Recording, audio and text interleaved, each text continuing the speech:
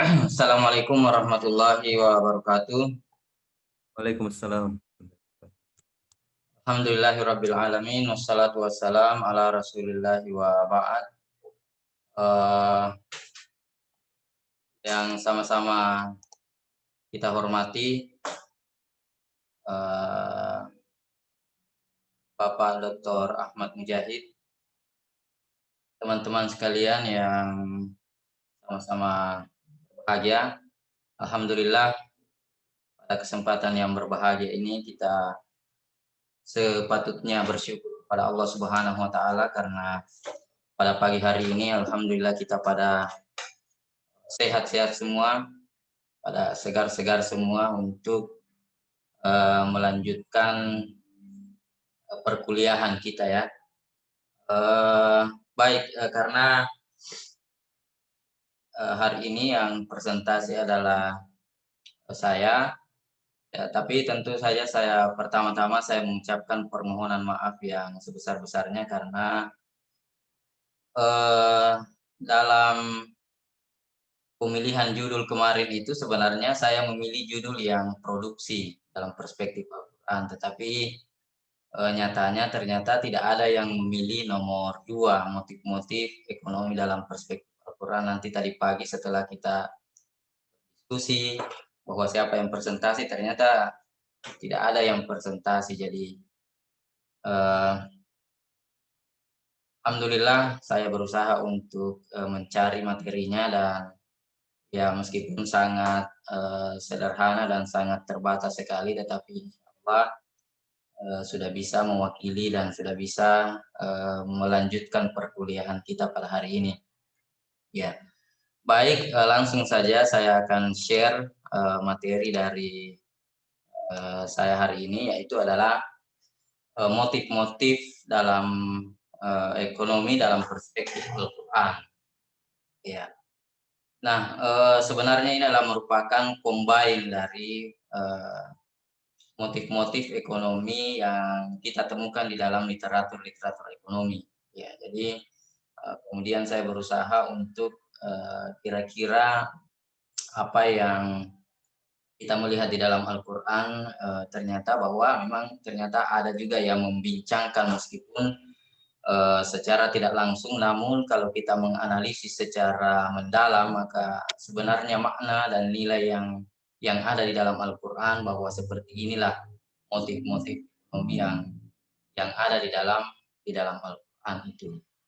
Nah, setidaknya saya akan memaparkan ada 4 hal motif ekonomi yang akan kita lihat dari kacamata ayat-ayat Al-Quran. Yang pertama adalah motif dalam memenuhi kebutuhan. Saja dalam ilmu ekonomi juga kan kalau kita melihat bahwa memang motif atau tujuan daripada ekonomi itu adalah bagaimana kita memenuhi kebutuhan kita, ya meskipun dengan apalagi namanya sumber daya yang terbatas ya kalau istilahnya dalam ekonomi itu, dalam ekonomi konvensional sumber daya yang terbatas. Meskipun dalam kalangan ekonomi Islam sendiri ya tentu ada terjadi perbedaan pendapat ya, ada mazhabnya. Kalau Bakir As-Sadr dia tidak mengatakan bahwa sumber daya terbatas karena dia berdalil bahwa inna khalaqna kulla syai'in biqadar. Allah Subhanahu wa taala menurut penafsiran Muhammad Bakir As-Sadr bahwa inna khalaqna kulla syai'in biqadar, bahwa sesungguhnya kata Allah saya menciptakan segala sesuatu sesuai dengan kadarnya. Nah, oleh karena itu menurut dia bahwa kalau sudah Allah itu kemukakan bahwa sesuai dengan kadarnya maka sebenarnya tidak terbatas. Nah, kalau dia beranggapan bahwa sebenarnya yang menjadi permasalahan adalah faktor distribusi, tetapi bukan sumber dayanya. Nah, tapi tentu saja ini adalah dinamika dalam pemikiran ekonomi Islam karena memang terbagi 3 mazhab juga. Kemudian yang kedua adalah motif mencari laba, ya, mencari keuntungan. Ya, tentu saja orang yang berekonomi tidak akan menyaksikan itu, bahwa motif dalam berekonomi tentu bagaimana kita memperoleh keuntungan. Bahkan kalau kita melihat prinsip ya, atau prinsip dasar dari ekonomi konvensional adalah bagaimana menciptakan efisiensi yang sangat luar biasa. Artinya pengeluaran yang sedikit bisa menghasilkan keuntungan yang maksimal. Nah, itu kan kemarin yang kita bahas. Kemudian adalah motif untuk mendapatkan kekuasaan ekonomi. Ya tentu saja setiap manusia itu bagaimana dia berusaha untuk menjadi orang yang menguasai, yang berkuasa secara ekonomi. Nah, tentu yang keempat adalah motif sosial mendapatkan penghargaan. Nah, saya kira ini mungkin akan mencapai puncaknya juga, karena biasanya seberapa banyak pun harta yang dimiliki, biasanya juga bagaimana dia juga tetap akan memburu kekuasaan, karena disitulah akan muncul penghargaan dari manusia, dan itu adalah motif-motif yang alamiah ya, yang dimiliki oleh manusia. Nah, kita melihat ayat yang pertama ya.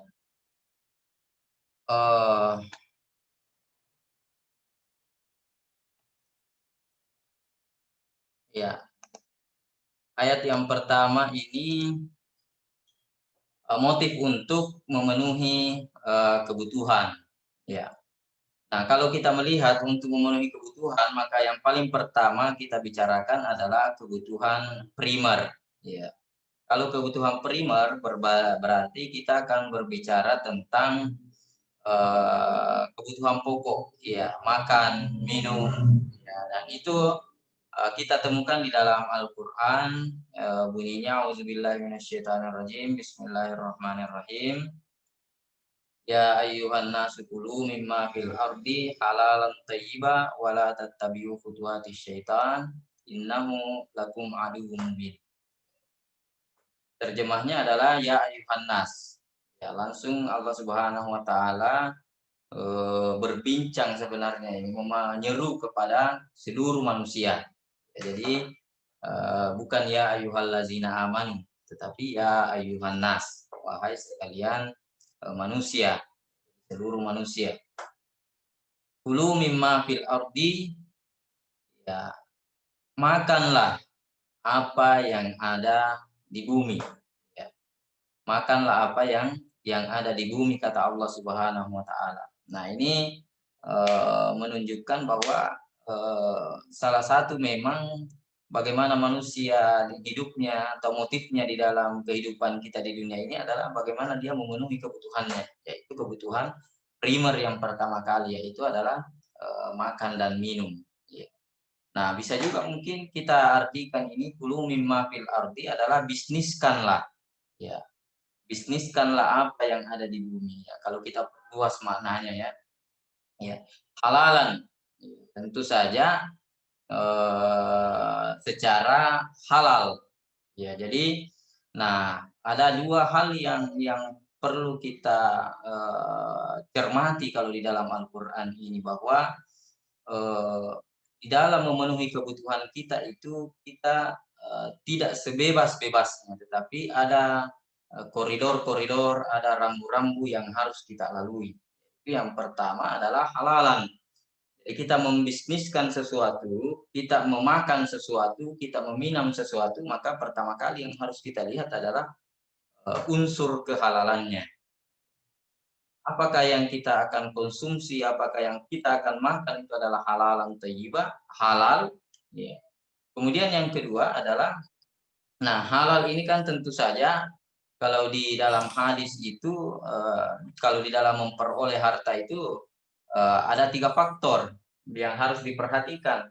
Yang pertama, kata Rasulullah Shallallahu Alaihi Wasallam, sebagaimana yang kita selalu dengar di dalam hadisnya, yaitu ayul dagu kada ma'abdin yaumal kiamati hatta yus'alu an arba'in. Jadi tidak akan bergeser apalagi namanya kaki manusia pada hari kiamat itu hatta yus'alu an arba'in, sehingga dia ditanya 4 hal. Ya, salah satunya adalah fi malihi. Ya, tentang hartanya. Min aina tasaba, dari mana dia memperoleh, ya tentu faktor kehalalannya itu akan menjadi pertanggungjawaban kita. Wa fima amfaka, ya itu langsung dua, tetapi kemudian bagaimana prosesnya, dan setelah itu adalah wa fima amfaka, kemana dia habiskan daripada hartanya itu. Faktor kehalalannya baik dari segi sumber, kemudian proses dan tujuan. Kemudian yang kedua adalah thayyiban. Ya, tentu meskipun dia halal tetapi itu membahayakan, tidak baik bagi kesehatan, bagi lingkungan dan lain-lain sebagainya, maka juga tidak dibenarkan. Wala tattabi'u khutuwati syaitan innahu lakum aduwwun mubin. Dan jangan mengikuti langkah syaitan, karena sungguhnya syaitan itu adalah merupakan musuh yang nyata. Iya.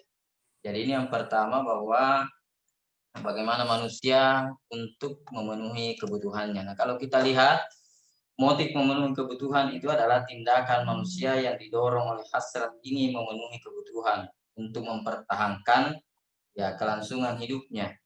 Apa? Karena setiap orang memiliki kebutuhan baik berupa barang maupun jasa yang harus dipenuhi. Ya, biasanya kebutuhan bersifat tidak terbatas, sedangkan alat pemuasnya itu terbatas. Ini tadi dari apalagi namanya konsep atau teori ekonominya. Ya. Oleh sebab itu, setiap orang harus dengan perhitungan dan cermat dan matang supaya mendapatkan hasil sesuai dengan harapan. Nah, saya kira itu motif yang pertama, bahwa motif untuk memenuhi kebutuhan. Nah, kemudian yang kedua adalah motif untuk memperoleh laba, ya, memperoleh keuntungan, karena ya pasti yang namanya manusia ketika melakukan perniagaan, ketika melakukan perdagangan itu dia akan termotivasi dengan bagaimana dia memperoleh laba, ya bahkan bagaimana dia memperoleh laba yang maksimal, ya memperoleh laba yang maksimal. Innal ladzina yatluna kitaballahi wa aqamus salata wa anfaqu mimma razaqnahum sirran wa alaniyatan yarjuna tijaratan lan tabur. Ya, liwaffiyahum ujurahum wa yazidahum min fadlihi innahu ghafurun syakur. Ya, artinya sesungguhnya orang-orang yang selalu membaca kitab dan mendirikan salat, wa anfaqu mimma razaqnahum, dan orang-orang yang menginfakkan hartanya yang diberikan oleh Allah sirra wa alaniyah, baik secara terang-terangan ataupun diam-diam, ya mereka itu yarjuna tijaratan lan tabur, ia akan memperoleh perniagaan yang tidak akan merugi. Ya. Nah, ini konsep di dalam Al-Quran, bahwa secara tidak langsung memberikan kepada kita nilai-nilai, memberikan kepada kita, karena yang saya katakan bahwa di dalam Al-Quran adalah merupakan sumber nilai, memberikan kepada kita nilai-nilai bahwa meskipun kamu ingin memperoleh laba, ya karena pasti setiap orang bagaimana motifnya untuk memperoleh laba, tetapi ingat ya bahwa ada nilai-nilai yang harus kamu pegang.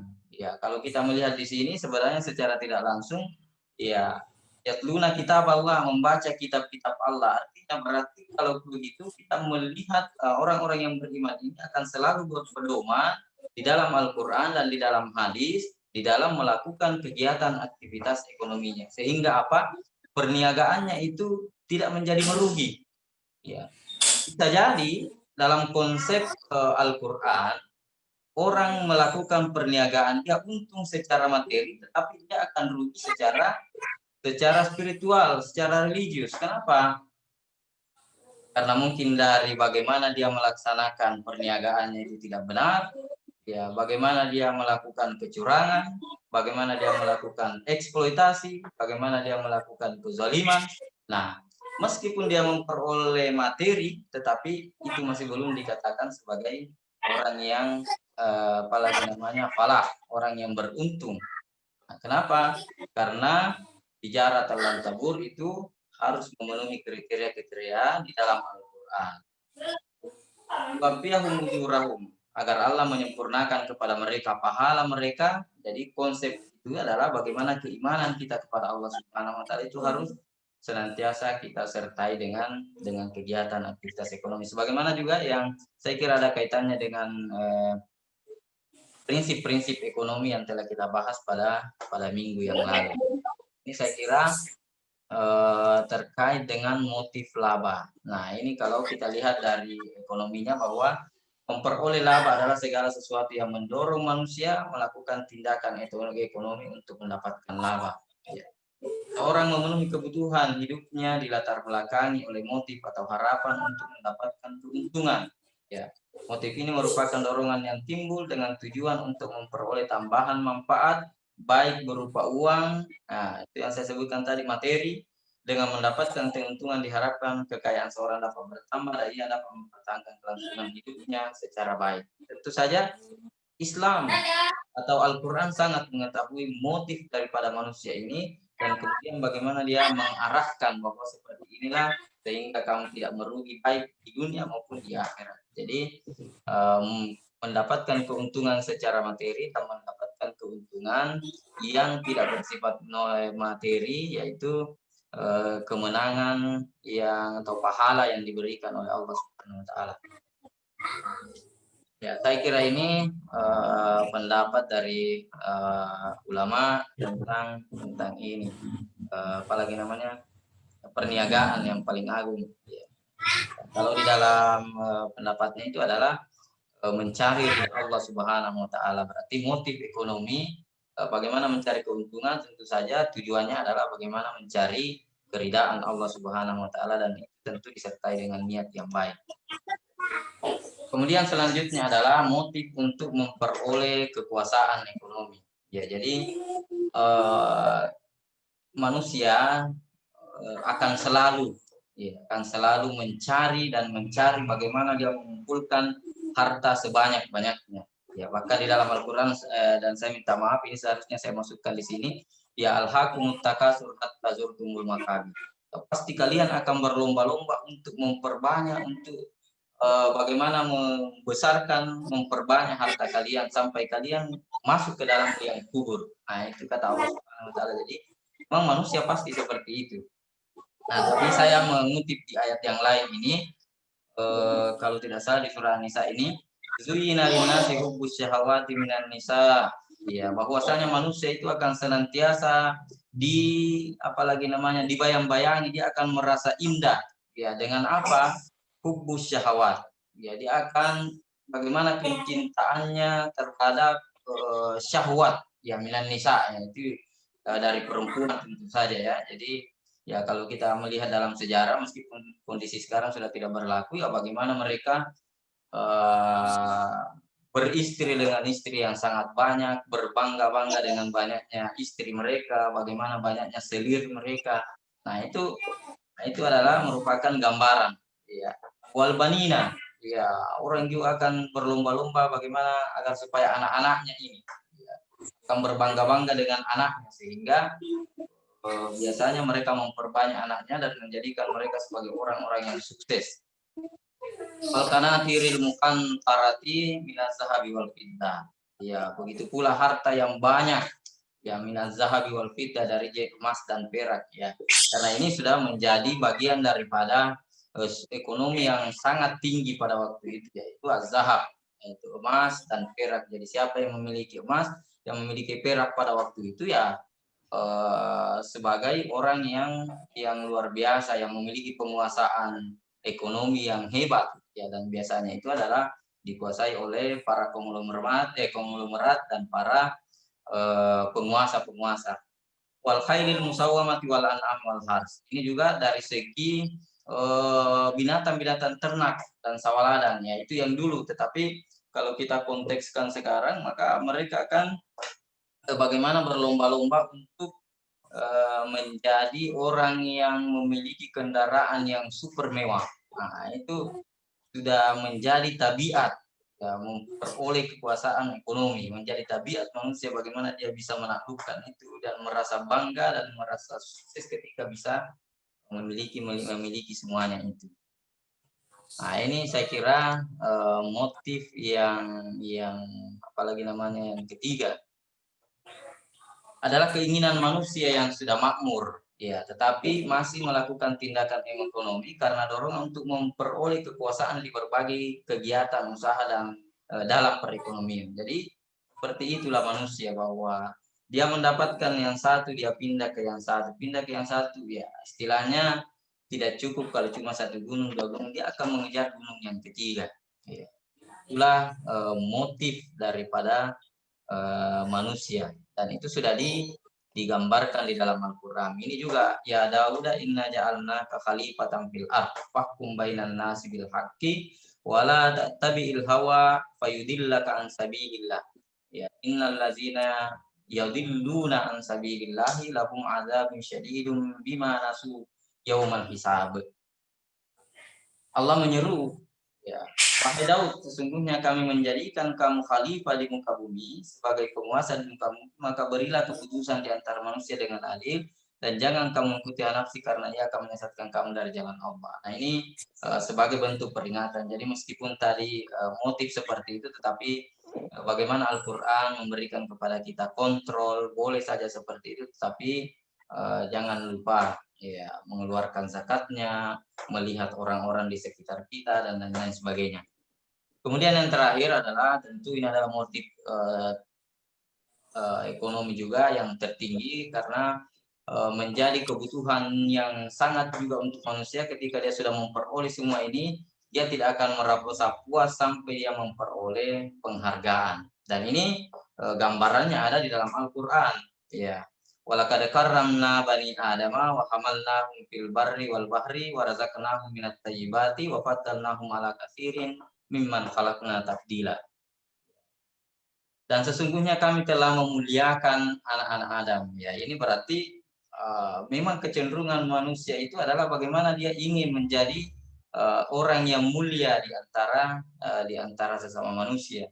Ya, kami angkut mereka di daratan, di lautan. Jadi mereka mencari apa di daratan dan di lautan, rezeki Allah Subhanahu wa taala yang baik-baik, dan kami lebihkan, ya faddalna fadila, memuliakan, apalagi namanya memberikan penghargaan, kelebihan atas mereka, atas kebanyakan makhluk yang lain. Jadi motif manusia itu adalah bagaimana dia memperoleh penghargaan.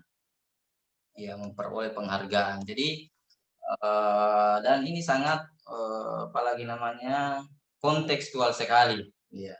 Kalau kita melihat bagaimana manusia yang kita lihat sudah apalagi namanya memiliki apa, dia tidak akan merasa puas sampai mendapatkan ini, sehingga dia mengejar harta, kekuasaan, dan apa semuanya dorongannya adalah bagaimana mendapatkan penghargaan. Motif mendapatkan penghargaan adalah tindakan manusia yang didorong untuk mendapatkan penghargaan. Penghargaan dari orang lain akan memberikan kepuasan tersendiri bagi pelaku kegiatan ekonomi, dan penghargaan yang dimaksud bukan sekedar pujian, piagam, tapi juga ingin status sosial yang lebih tinggi di masyarakat sekitarnya. Al-karamah, al-fadilah.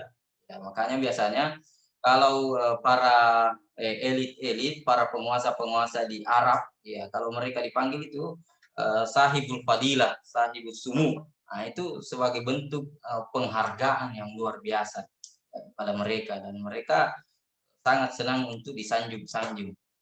Saya kira itu saja pengantar dari saya. Selanjutnya kita kembangkan dengan dialog diskusi.